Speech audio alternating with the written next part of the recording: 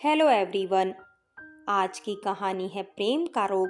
कहानी अगर अच्छी लगे तो लाइक करें, शेयर करें और प्यार भरी कहानी चैनल को सब्सक्राइब करें। खुशी का विवाह अर्नव से वे 2 साल हो चुके थे। उनके विवाह को अरेंज मैरिज ही समझा जाता था, पर हकीकत कुछ अलग भी थी। खुशी अपनी बुआ की बेटी की शादी में गई थी। उसकी बुआ के देवर का बेटा अर्नव भी वहीं था। दोनों की आंखें मिली, न जाने कब उनके दिल बदल गए।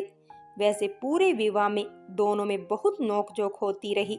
कई बार तो बुआ को भी बीच बचाव करना पड़ा। फुफेरी बहन से विदा के समय खुशी ज्यादा रो रही थी। वैसे दोनों की अच्छी दोस्ती थी, पर बुआ को लग रहा था कि शायद आंसू किसी अन्य बात के हैं। शादी के बाद खुशी घर चलने को तैयार थी कि बुआ ने उसके पापा को मना लिया।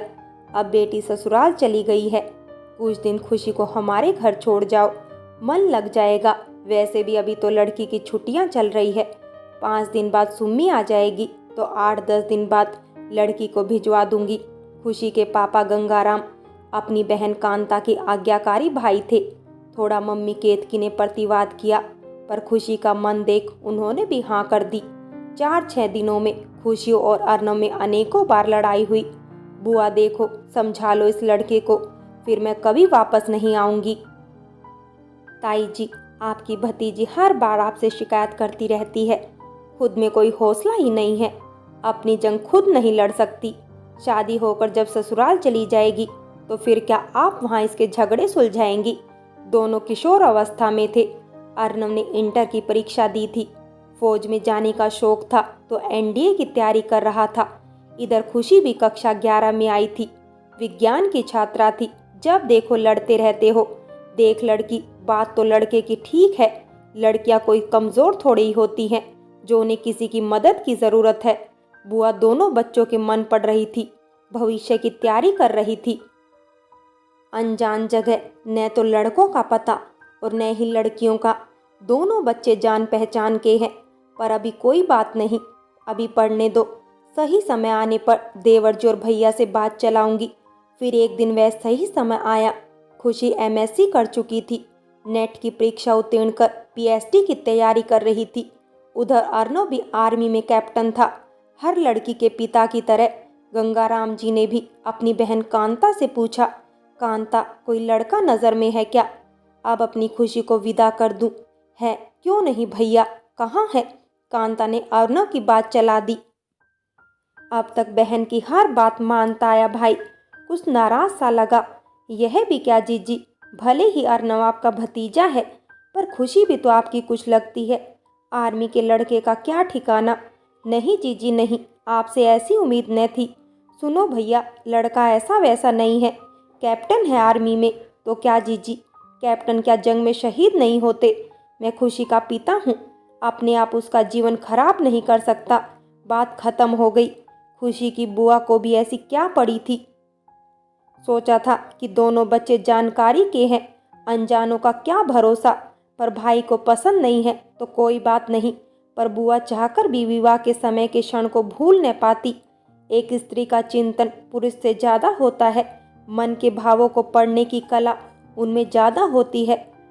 तो जो उन्होंने पढ़ा वह तो कुछ और था। फिर वह खुद ब खुद मन को समझा लेती। वह तो बहुत साल पुरानी बात है। इतने समय में सब बदल चुका है। फिर दोनों उसके बाद कभी मिले भी नहीं हैं। खुशी भी कोई कम तो नहीं है, डिग्री कॉलेज में प्रोफेसर बनेगी। उसके भी विचार तो बदल चुके होंगे। बात को गुजरे अभी 1 महीना भी नहीं बीता था कि खुशी की बुआ के पास खुशी के पिता ने फोन किया। जब खुशी के पापा की उसकी बुआ से बात हो रही थी, उस समय खुशी बाजार गई थी कुछ किताबें खरीदने। रास्ते में उसकी सहेली प्रीति मिल गई। प्रीति का पिछले महीने ही विवाह हुआ था, वह भी उसके पसंद के लड़के के साथ। वास्तव में सुधीर भी उन्हीं के साथ पढ़ता था, पर इंटर के बाद वह इंजीनियर लाइन में चला गया। सुधीर और प्रीति एक दूसरे को बहुत पसंद करते थे। प्रीति और खुशी हर बात के राजदार थी। वे बातें भी जो किसी को नहीं पता थी, प्रीति जानती थी। अरे प्रीति, कब आई तू? अभी 2 ही दिन तो हुए हैं। सुधीर को तो तुम जानती ही हो, आने ही नहीं दे रहे थे। बड़ी मुश्किल से आई हूँ। अब सुधीर को तो पा लिया, मम्मी और पापा के साथ भी कुछ वक्त बिता लूँ। हाँ वो भी सही है, चल रेस्टोरेंट में चलते हैं, वहीं बैठकर बातें करते हैं। दोनों सामने रेस्टोरेंट में पहुंची और 2 बटर डोसा का ऑर्डर देकर बैठ गई। खुशी, अब तू भी अपनी शुरुआत कर दे। क्या शुरुआत कर दूं? खुशी जानकर भी अनजान बनने लगी। अनेकों प्रश्न जिनका उत्तर नहीं मिलता। मनुष्य उनसे अनजान बनने की कोशिश करता है। अरे वही आर्मी वाला, तुम्हारी बुआ का भतीजा, अब पता करो उसका। देख मैं तो सही बोलती हूँ, न तो उससे कोई दिल की बात की। चलो कोई बात नहीं, अपनी बुआ को पटा। किसी को कानों कान खबर भी नहीं होगी कि बिटिया उसी घर में जा रही है जहाँ पहले से उसका दिल चोरी हो चुका है। प्रीति ठहाका मारकर हंसने लगी। रेस्टोरेंट के वेटर भी देखने लगे। खुशी ने उसे बड़ी मुश्किल से चुप किया। कभी भी कहीं भी शुरू हो जाती है। वैसे खुशी को प्रीति का प्रस्ताव पसंद आया। बुआ तो नहीं, पर फुफेरी बहन सुम्मी यह काम कर सकती है। बहन से तो कोई भी बात बताई जा सकती है। बुआ तो बहुत बड़ी है, उनके सामने कहने में तो संकोच होगा, पर कैसा हो कि वही महाशय मेरे घर सेहरा बांध कर आ जाए। जीवन में जितने सोमवार का व्रत रखी हूँ सभी का फल मिल जाएगा। खुशी सपनों में खो गई। होश में आओ मैडम, डोसा ठंडा होने का इंतजार कर रहा है। सचमुच खुशी को पता भी न था कि कब वेटर उनके सामने डोसा रख गया था। अर्नव की बात होते ही अक्सर ऐसी हालत हो जाती थी। इसी का मजाक प्रीति बनाती थी। वैसे प्रीति की खुली लव स्टोरी थी, पर खुशी की बंद लव स्टोरी सुखांत होगी या दुखांत दोनों को न पता था। कुल मिलाकर खुशी को यह तो समझ आ गया, यदि फुफेरी बहन के माध्यम से बुआ को आगे बढ़ाऊं तो काम बन जाएगा। पापा तो बुआ की हर बात मान लेते हैं। वैसे मम्मी को भी कोई आपत्ति नहीं होगी तो थोड़ा समझा लूंगी। बस एक ही बात की चिंता है, यदि अर्नव को मैं पसंद न हुई तो, उनके दिल में कोई और हुआ तो क्या पता। कभी बात हुई ही नहीं, जब हुई थी तब भी झगड़ा ही होता रहा। बस इसी ख्याल में उसकी आंखों से आंसू निकलने लगे। प्रीति ने देख लिया। अरे अरे यह क्या हुआ? कुछ भी तो नहीं। खुशी आंख मलती हुई बोली, लगता है आंख में कुछ मच्छर गिर गया। अब ठीक है। प्रीति समझ गई कि प्रेम का रोग इस कदर लगा है कि अब उसकी औषधि बस वही आर्मी वाला है। फिर कुछ तो करना होगा, आखिर सहेली के जीवन का प्रश्न है। खुशी जब घर आई तो घर का माहौल तनाव युक्त था। सब चुपचाप थे। उसने बचपन से कभी भी घर में कोई विवाद नहीं देखा था, तो उसका परेशान होना लाजमी था। क्या बात है पापा और मम्मी, कोई बात नहीं, तुम अपनी पढ़ाई पर ध्यान दो। यह तो संसार का नियम है। हमेशा बहन को माता की तरह माना। आज वही बहन मेरी बेटी का अहित चाह रही है। गलती हुई कि किसी लड़के के विषय में पूछ लिया। यदि मेरी बेटी के हिसाब का लड़का नज़र में होता तो ही बताती, नहीं तो चुप रह जाती।